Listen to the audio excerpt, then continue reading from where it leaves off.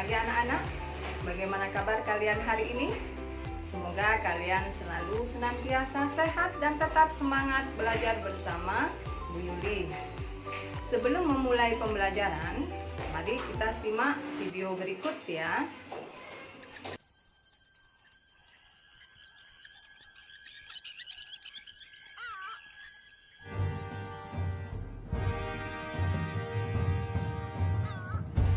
Dalam video tersebut, komunitas hewan saling berinteraksi antar organisme maupun antara organisme dengan lingkungannya.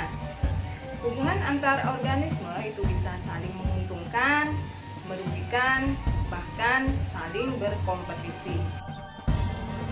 Oke, dalam pembelajaran hari ini kita akan membahas mengenai pola interaksi dalam ekosistem. Oke anak-anak, mari simak pembelajarannya ya. Pada pertemuan kali ini kita tetap membahas bab 2 yaitu tentang interaksi makhluk hidup, yaitu mengenai materi pola interaksi dalam ekosistem. Tapi sebelumnya kalian harus tahu tujuan pembelajaran kita hari ini. Setelah melakukan kegiatan pembelajaran, saya harap kalian dapat menentukan pola interaksi makhluk hidup dalam ekosistem. Yang kedua, kalian dapat menentukan pola interaksi makhluk hidup pada rantai makanan dan jaring-jaring makanan. Dan yang ketiga, kalian dapat membedakan simbiosis, mutualisme, parasitisme, dan komensalisme. Interaksi antar faktor biotik itu dapat terjadi pada tingkat individu atau spesies, populasi, dan komunitas. Interaksi tersebut dapat berupa netralisme, kompetisi, predasi, antibiosis, dan simbiosis. Yang mana predasi itu nanti terbagi menjadi 3. Ada rantai makanan, ada jaring-jaring makanan, dan juga piramida makanan. Untuk simbiosis itu terbagi menjadi 3. Ada simbiosis mutualisme, simbiosis komensalisme, dan simbiosis parasitisme. Oke, sekarang kita bahas satu persatu, yaitu tentang interaksi netralisme. Pengertiannya adalah pola interaksi yang tidak saling mengganggu, tidak saling merugikan, dan tidak juga saling menguntungkan, meskipun hidup di habitat yang sama. Contohnya yaitu interaksi antara kambing dan kodok di ekosistem padang rumput, yang mana kambing itu makan rumput pada siang hari, sedangkan kodok makan serangga pada malam hari. Contoh yang kedua adalah interaksi antara kucing dan ayam yang berada di sebuah pekarangan yang sama. Kucing tetap mencari tikus, sedangkan ayam mencari ulat. Oleh karena itu, hubungan antara kedua makhluk hidup ini tidak saling mengganggu satu sama lain. Ini dinamakan dengan interaksi netralisme. Interaksi yang kedua adalah predasi.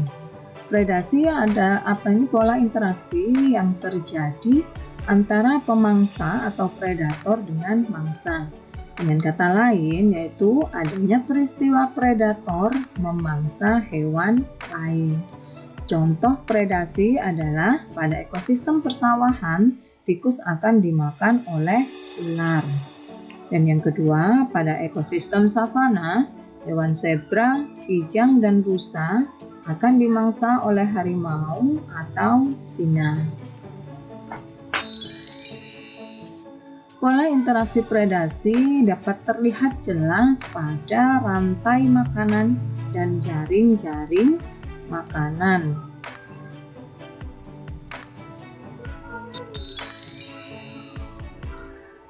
Oke, ini adalah gambar rantai makanan darat dan rantai makanan laut. Rantai makanan adalah perpindahan energi melalui peristiwa makan dan dimakan yang membentuk satu rangkaian tertentu.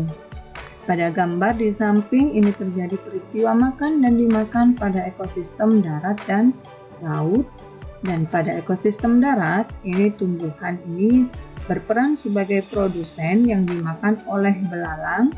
Oleh karena itu, belalang dinamakan konsumen satu, ya. Kemudian belalang dimakan tikus, tikus dimakan ular, dan ular dimakan sama elang. Dan elang ini menduduki nama yaitu sebagai konsumen 4 atau bisa juga dinamakan konsumen puncak. Oke, perpindahan energi dari tumbuhan sampai ke elang ini yang disebut dengan rantai makanan. Jadi ini membentuk rantai ya, di mana peristiwa makan dimakan ini hanya satu arah. Berbeda dengan jaring-jaring makanan. Ini gambar jaring-jaring makanannya. Ya. Pada jaring-jaring makanan itu adalah sekumpulan rantai makanan yang saling berhubungan seperti membentuk jaring.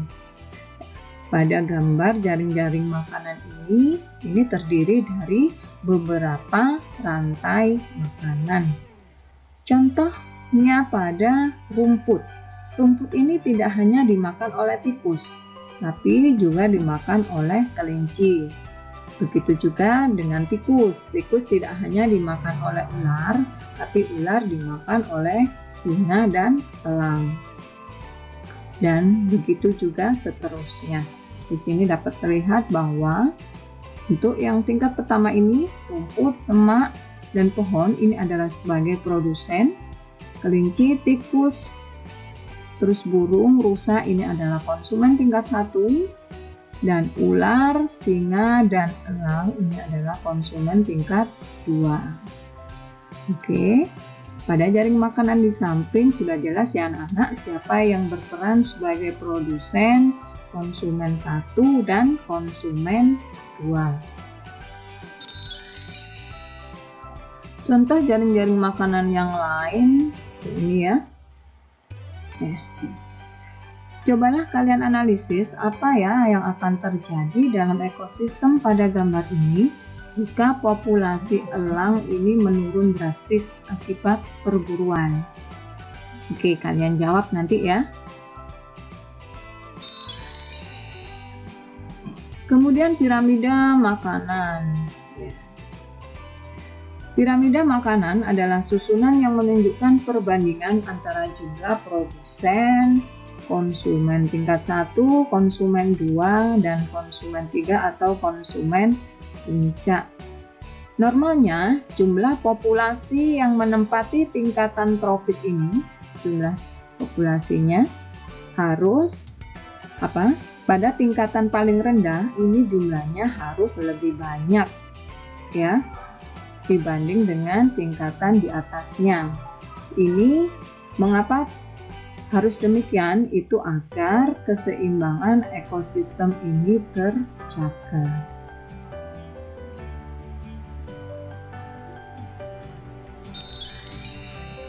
Kemudian untuk yang pola interaksi yang ketiga adalah kompetisi. Kompetisi adalah pola interaksi yang terjadi karena adanya persaingan antar individu atau populasi untuk memenuhi kebutuhan hidup seperti habitat, makan, pasangan kawin. Namun, habitat tidak menyediakannya dalam jumlah yang cukup. Contoh populasi ini adalah populasi sapi dan kuda di padang rumput yang sama. Mereka akan berkompetisi untuk mendapatkan sumber makanan dari rumput. Contoh yang kedua, sesama kambing jantan itu akan berkelahi untuk memperebutkan pasangan kawinnya. Dan pola interaksi yang keempat adalah antibiosis atau disebut juga dengan amensalisme. Antibiosis adalah pola interaksi berupa hubungan antara dua individu yang berbeda jenis, yang mana individu yang satu akan menghambat pertumbuhan individu yang lain dengan jalan mengeluarkan zat kimia tertentu. Contohnya yaitu jamur Penicillin notatum akan mengeluarkan zat kimia antibiotik untuk menghambat pertumbuhan bakteri penyebab penyakit.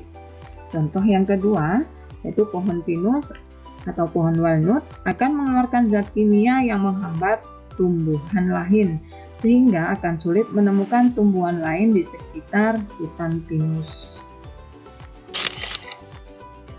Pola yang terakhir yaitu interaksi. Pola terakhir yaitu simbiosis. Simbiosis ini terbagi menjadi 3, ada simbiosis mutualisme, parasitisme, dan komensalisme. Simbiosis mutualisme itu adalah interaksi yang saling menguntungkan. Ya, simbiosis contohnya adalah simbiosis antara tumbuhan berbunga dan hewan penyerbuk seperti kupu-kupu atau serangga yang lain. Kemudian contohnya manusia dan bakteri baik Lactobacillus dan E. coli di usus. Yang ketiga, hubungan antara burung jalak dan kerbau. Simbiosis yang kedua adalah simbiosis parasitisme, yaitu interaksi yang hanya menguntungkan satu pihak saja. Ya, satu pihak yang diuntungkan itu dinamakan parasit, dan pihak yang dirugikan itu dinamakan inang. Contohnya yaitu kutu pada hewan atau tumbuhan tali putri yang hidup menumpang pada tumbuhan lain. Yang ketiga adalah simbiosis komensalisme, yaitu interaksi yang hanya menguntungkan satu pihak saja, sedangkan pihak lain tidak dirugikan dan juga tidak diuntungkan. Ini seperti simbiosis antara ikan hiu dan ikan remora. Juga simbiosis antara tumbuhan epifit, misalnya anggrek dengan inangnya. Jadi sudah jelas ya anak-anak, kalau mutualisme ini interaksi yang saling menguntungkan. Kalau parasitisme itu satu untung, yang satu rugi. Kalau komensalisme satunya untung, yang lainnya tidak dirugikan atau tidak diuntungkan. Oke, sekarang kita coba latihan ya. Ini Bu Yuli punya gambar. Ya, kalian bisa tentukan mana pola interaksi mana yang sesuai dengan gambar ini. Yang pertama, kira-kira ini apa? Betul, yaitu simbiosis parasitisme. Yang mana benalu ini merugikan apa? Benalunya untung mendapat makanan dari tanaman pagar, tapi tanaman pagarnya jadi rugi ya. Kemudian yang kedua, ini yaitu predasi atau peristiwa apa ini? Pemangsa atau predator memangsa hewan yang lain ya. Ini ada tumbuhan Rafflesia yang menempel pada pohon atau tumbuhan lain. Rafflesianya untung, tapi pohonnya rugi, berarti ini termasuk simbiosis parasitisme. Oke ya, ini yang terakhir. Ini ada bunga, dihisap madunya oleh kumbang ya. Ini termasuk simbiosis mutualisme karena bunga diuntungkan karena kumbang ini membantu proses penyerbukan, dan kumbangnya untung karena mendapatkan sari madu dari bunga. Ini ada gambar lain juga ya. Coba kalian identifikasi. Ini ada ikan hiu dan ikan remora. Ini termasuk simbiosis. Oke, adalah simbiosis komensalisme, di mana ikan hiu ini tidak dirugikan atau tidak diuntungkan oleh ikan remora yang ada di dekatnya ya. Dan keberadaan ikan remora ini dianya untung. Kenapa? Karena dia mendapatkan sisa-sisa makanan dari hiu. Ini untuk anggrek dan inangnya ini termasuk simbiosis komensalisme karena anggreknya ini untung, tetapi tumbuhan yang ditempeli tidak untung dan juga tidak rugi ya. Kenapa? Ini karena anggrek hanya menempel, ini hanya untuk mendapatkan sinar matahari langsung untuk proses fotosintesisnya. Kemudian ini ada ayam dan kucing. Ini hubungannya adalah termasuk ya netralisme. Karena hubungan antar kedua makhluk hidup ini, antara ayam dan kucing, tidak saling mengganggu. Dan ini adalah kompetisi. Antara sesama tumbuhan air ini saling berkompetisi untuk memperebutkan unsur hara di dalam rawa ya.